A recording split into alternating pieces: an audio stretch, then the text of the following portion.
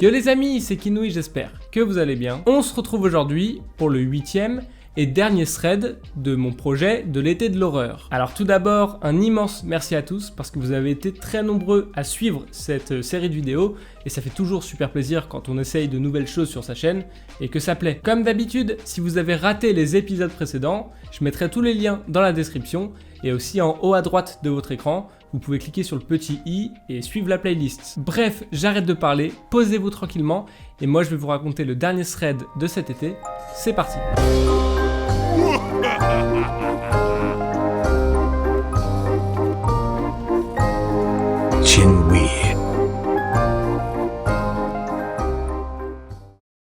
Alors juste avant que la vidéo commence, j'ai un pote qui doit vous dire quelque chose. Bref, vous allez comprendre. Oh, je vous avais pas vu. Je suis actuellement à Miami et j'ai décidé de prendre quelques jours de vacances pour me reposer. Le propriétaire de la Renault Clio immatriculée CF932JK est prié de bien vouloir déplacer sa voiture du parking de Lidl s'il vous plaît. Ouais, à Miami comme je te disais. Et si je suis là aujourd'hui, c'est parce que cette vidéo est sponsorisée par TikTok. Vous connaissez sûrement tous cette application dans laquelle on peut retrouver plein de vidéos différentes, comme de la danse, de la magie ou même des trickshots. Et moi je kiffe les trickshots, c'est trop cool. Vous savez, ce sont les vidéos dans lesquelles on fait une action super stylée. Par exemple, lancer un objet qui retombe pile au bon endroit. Et si je vous parle de TikTok aujourd'hui, c'est parce que j'ai créé un compte il y a pas très longtemps et que j'ai jamais réussi à faire un trickshot sur TikTok. On va donc essayer tout de suite. C'est parti. Ok, l'objectif est de mettre cette balle dans le trou de la table juste ici. Je pense qu'on peut y arriver, c'est parti.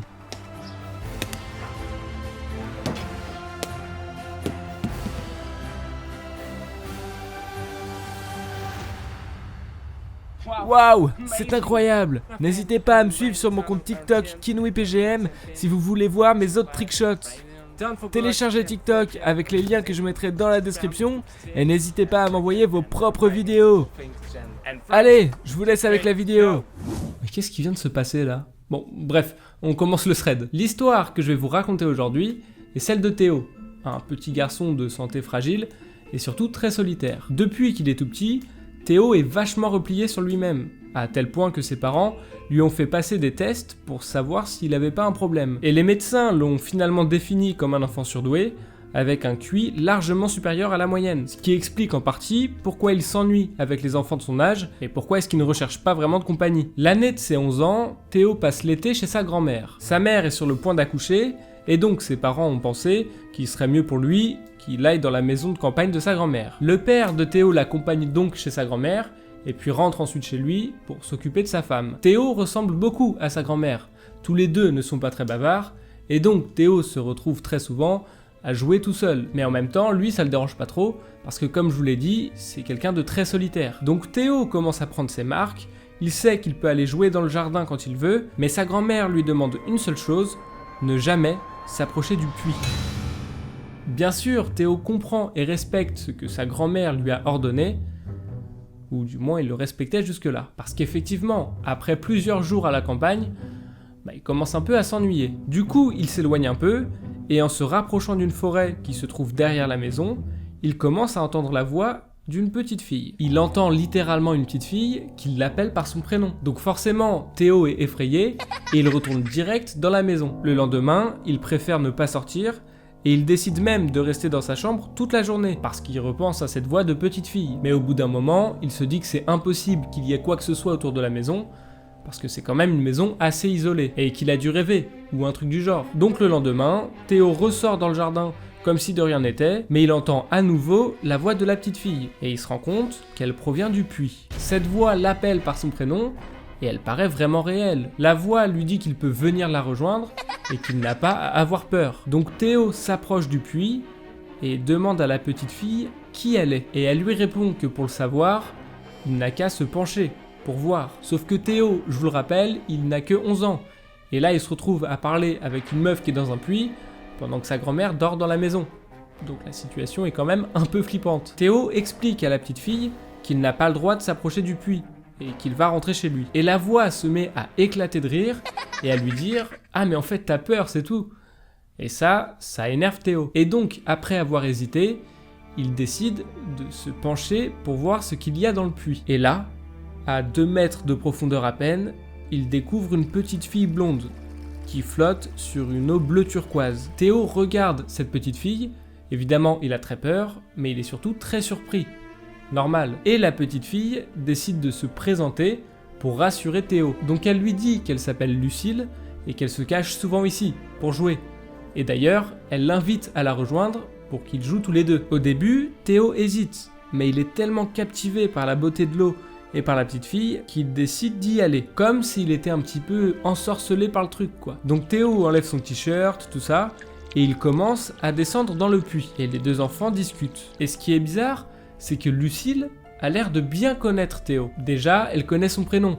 Et ensuite, elle lui pose des questions, comme par exemple, pourquoi t'es tout le temps tout seul ? Et pourquoi tu passes jamais de temps avec ta grand-mère ? Enfin, des trucs comme ça. Et Théo répond aux questions, mais il est quand même un peu nerveux. Puis au bout de quelques minutes, il commence à se détendre un petit peu, il apprend à connaître Lucille, et ils jouent tous les deux. Quand vient le moment de rentrer, Lucille lui fait la courte échelle, et il lui promet de revenir le lendemain. Et c'est vraiment ce qu'il va faire. Tous les jours qui suivent, Théo, quand sa grand-mère fait la sieste, rejoint Lucille dans le puits. Ils jouent pendant des heures, et surtout, ils discutent, ce qui renforce la confiance en soi de Théo. Il se sent vraiment heureux, et ce bonheur lui donne une force incroyable. Au milieu du mois d'août, Théo apprend que sa mère a accouché et que son père vient bientôt le chercher. Il est super triste de quitter Lucille, mais elle lui promet qu'ils se reverront bientôt. Le dernier jour chez sa grand-mère, Théo passe tout l'après-midi dans le puits avec Lucille et ils sont vraiment tristes de se séparer. Et au moment où ils se disent au revoir,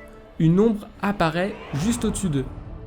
Théo lève les yeux et découvre sa grand-mère, qui est ultra énervée parce qu'elle lui avait bien dit de ne jamais s'approcher du puits. Et devant la colère de sa grand-mère, Théo explique qu'il jouait simplement avec Lucille. Il se retourne pour présenter Lucille à sa grand-mère, mais il n'y a personne.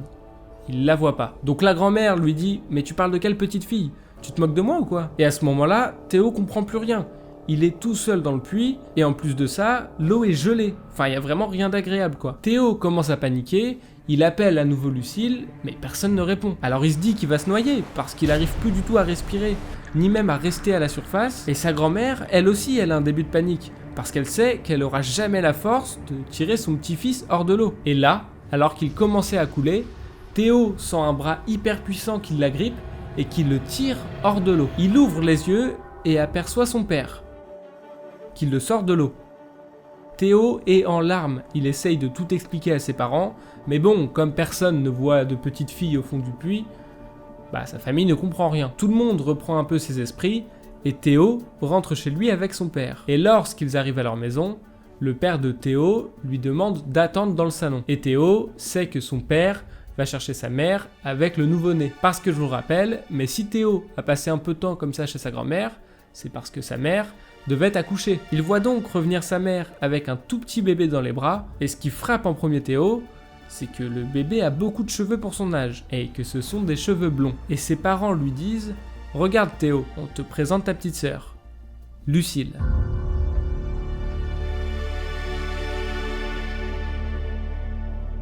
Waouh, c'est quand même une histoire assez ouf. Donc est-ce que Théo s'est imaginé la petite fille dans le puits, etc.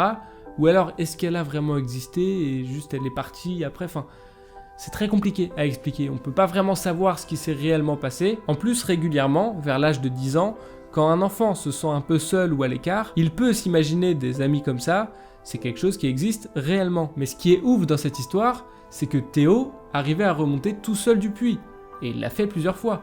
Sauf que si la petite fille n'existait pas, elle n'a pas pu lui faire la courte échelle. Donc même si on n'a pas vraiment de réponse concrète, ça reste une histoire incroyable, parce que pour remonter de ce puits, il faut impérativement être deux. Les amis, si ce thread et si ce projet de l'été de l'horreur vous a plu, faites-le moi savoir en mettant un maximum de likes et en partageant de ouf la vidéo. Encore une fois, merci infiniment d'avoir suivi ce projet, et moi en tout cas j'ai adoré faire des threads comme ça, et si vous en voulez d'autres sur ma chaîne, n'hésitez pas à me le dire dans les commentaires. Vous pouvez aussi me suivre sur mes différents réseaux sociaux qui apparaissent juste ici, et vous pouvez même vous abonner à ma chaîne YouTube si c'est pas déjà fait. Et puis moi je vous dis à très bientôt pour une prochaine vidéo. C'était Kinui, ciao tout le monde.